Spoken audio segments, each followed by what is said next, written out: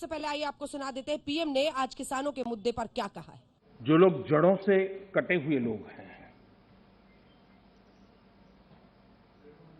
2-2, 4-4 पीढ़ी से महलों में बैठने की आदत हो गई है, वो देश के छोटे किसानों की क्या समस्या है वो समझ ही नहीं पाए।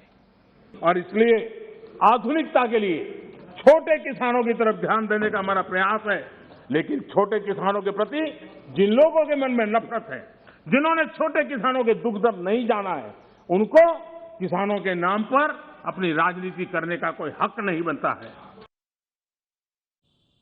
अब चलिए चर्चा की शुरुआत करते हैं। टिकैत साहब, आपके साथ मैं शुरुआत करती हूँ, उसके बाद आपके पास आऊंगी। प्रधानमंत्री ने कहा है कि जो लोग छोटे किसानों पर ज्यादती कर रहे हैं, जो बड़े किसान हैं वो विपक्षी पार्टियों के करीबी हैं, वो देश की संसद में कहा है, इसीलिए देश में किसानों के साथ अन्याय हो रहा है। वो हितकारी काम कर रहे हैं और किसानों के लिए अच्छा कर रहे हैं। आपका जवाब टिकैत साहब।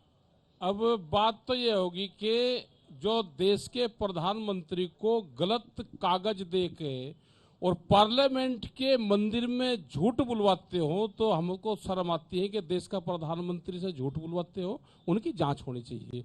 गन्ने के भुगतान पे भी प्रधानमंत्री बोल देंगे और छोटे उनको ये रहना चाहिए, सुन लो भाई बात सुन लो, ये रहना चाहिए कि बड़ा किसान तो है ही नहीं। यहाँ पे तो सीलिंग एक्ट है, बड़ा किसान कौन है यहाँ पे, किसको कहना चाहते हैं? बड़ी तो कंपनियां हैं, बड़ी है कंपनियां, बड़ा किसान नहीं कोई पे भी है। यहाँ पे सीलिंग एक्ट है और उसके तहत यहाँ पे सब छोटे किसान है, बड़ा किसान तो है नहीं। और बड़ा किसान कहाँ है वो हमको दिखाई दिया नहीं। यहाँ पे तो बात ही छोटे किसानों की होती है सब। मतलब किसान एक है। अब किसान में भी अलग अलग डिवीजन करने की जो साजिश सरकारों की चल रही, वो पूर्ण रूप से गलत है। जहाँ तक छोटे किसान का विषय है, हाँ। तो इस जनपद में ज्यादातर वो किसान है जिन पे 1 एकड़ या 2 एकड़ से कम जमीन है, और वो वास्तव में वो किसान और मजदूर उसी श्रेणी के लोग हैं। उसकी चिंता निश्चित रूप से प्रधानमंत्री जी ने की है। तो बड़े किसान कौन है? बड़े मेरे हिसाब से बहन जी वो कम से कम 50-60 बीघे जमीन तो हो, वो बड़ा किसान है। हाँ, तो वो लोग पॉलिटिक्स करते हैं? कौन जी?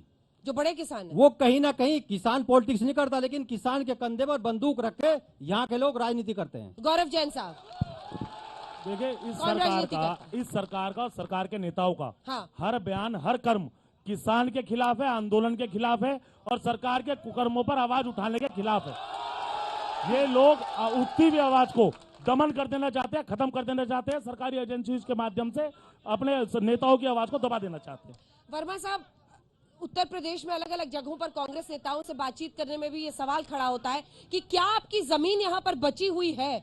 आपको लगता है पश्चिमी उत्तर प्रदेश में कांग्रेस पार्टी के लिए बहुत कुछ है, या फिर इन दोनों के बीच ही लड़ाई रह गई है? वर्मा साहब, देखिए, कांग्रेस पार्टी के पास मैं लड़की हूँ, लड़ सकती हूँ, प्रदेश की आधी आबादी है। दूसरा, उनके पास किसानों की आवाज उठाने के लिए बहुत बड़ी ताकत है। और प्रधानमंत्री अगर संसद के अंदर ये कहते हैं कि किसान बाज आ जाएं, तो ये उस पद की गरिमा के अनुकूल भी नहीं है। अगर यहाँ का मुख्यमंत्री ये कहता है कि मैं गर्मी निकाल दूंगा, तो ये मुख्यमंत्री के पद की गरिमा के अनुकूल नहीं है।